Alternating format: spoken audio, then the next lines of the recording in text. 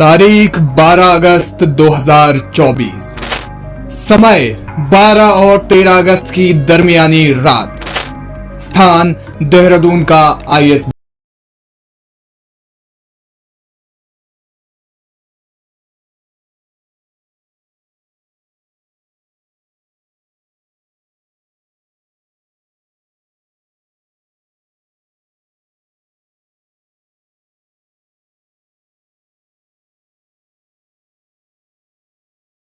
सोलह साल की एक लड़की लंबा सफर तय कर रही थी। वो दिल्ली के रास्ते पहले मुरादाबाद और फिर देहरादून आई।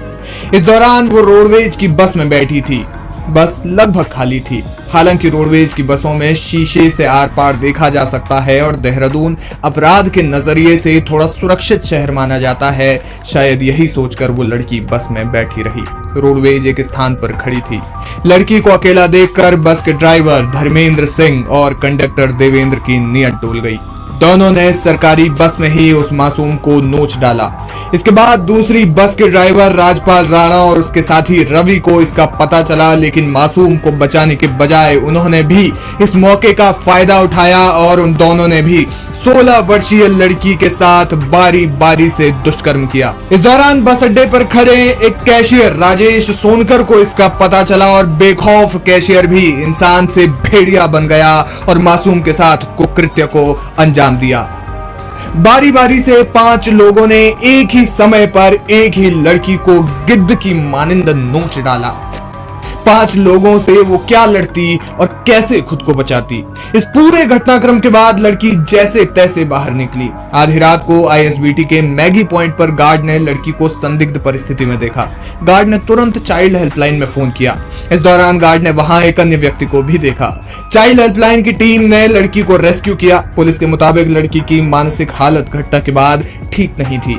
उसे बाल निकेतन ले जाया गया, जहां उसकी काउंसलिंग की गई। उसने 2 दिनों तक काउंसलिंग में कुछ नहीं बताया। फिर तीसरे दिन लड़की ने बात को स्वीकार किया कि 5 लोगों ने उसके साथ दुष्कर्म किया है। सेकंड डे काउंसलिंग हुई तो कहीं ना कहीं बच्ची द्वारा ये बात बताई गई कि जो है उसके द्वारा 5 लोग द्वारा गलत कार्य किया गया था। चूंकि मामला जब इस तरह का सामने आया पूछताछ में काउंसलिंग के दौरान, तो थाने पर जो है कल साइंस जोन के द्वारा तहरीर दी गई थी। उस तहरीर के आधार पर 5 अज्ञात व्यक्तियों के विरुद्ध जो है 70 जो बीएनएस हमारा नया एक्ट है उसके तहत और पोक्सो अधिनियम के तहत केस रजिस्टर्ड हो गया था।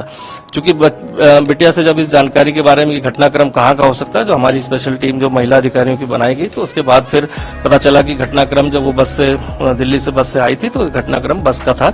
इसके बाद वहां की सारी सीसीटीवी फुटेज को लेकर अवलोकन किया गया। उस अवलोकन के बाद बिटिया को देखा कि रात के करीब 1-1:30 बजे के करीब एक शॉप पर वहीं पर बैठी हुई थी और एक संदिग्ध व्यक्ति भी वहां पर खड़ा हुआ था और जिसको गार्ड ने भी पहचाना था कि यहाँ एक व्यक्ति यहाँ था और इसकी सूचना तभी उसने 1098 को दी थी।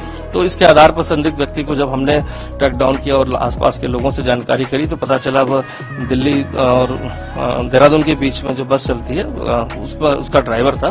तो उसको पूछताछ के लिए जब हमने उसको राउंड अप किया तो पूछताछ में उसने घटनाक्रम का खुलासा किया कि उसके द्वारा कश्मीरी गेट पर जब बस खड़ी थी तो ये बच्ची वहां पर उसको मिली थी और इसके बाद इसने बहला फुसलाकर उसको अपनी बस में उसको ले आया था और यहाँ आके उसकी नीयत खराब हुई और उसने गलत काम किया बस में। इन 5 आरोपियों में सबसे छोटे आरोपी की उम्र 32 साल और सबसे बड़े आरोपी की उम्र 57 वर्ष बताई जा रही है। हैरानी की बात यह है कि बस अड्डे के अंदर 32 सीसीटीवी कैमरे लगे हैं। 6 सुरक्षाकर्मी यहाँ पर रात को नाइट ड्यूटी में तैनात रहते हैं, लेकिन गैंगरेप जैसी वारदात का किसी को पता नहीं चला। ऐसे में आईएसबीटी में लोगों की सुरक्षा पर भी बड़े प्रश्न चिन्ह उठ रहे हैं। हिंदुस्तान टीम की पड़ताल में भी आईएसबीटी परिसर में सुरक्षा में चूक उजागर हुई। पार्किंग में बसें अंधेरे में खड़ी मिली और सुरक्षा के भी इंतजाम नहीं मिले। फिलहाल लड़की को एक्सपर्ट्स की निगरानी में रखा गया है। पुलिस की त्वरित कार्रवाई की बदौलत आरोपियों को जल्द ही पकड़ा जा सका। सभी आरोपियों को जेल भेज दिया गया है। पीड़िता की मेडिकल रिपोर्ट आनी अभी बाकी है। इस प्रकार की घटनाएं वास्तव में समाज के लिए चिंताजनक और बेहद निंदनीय है कि हम ऐसे समाज में रह रहे हैं जहां लड़के रात में जहां मर्जी वहां घूम सकते हैं, लेकिन लड़कियां कहीं सफर तक नहीं कर सकती।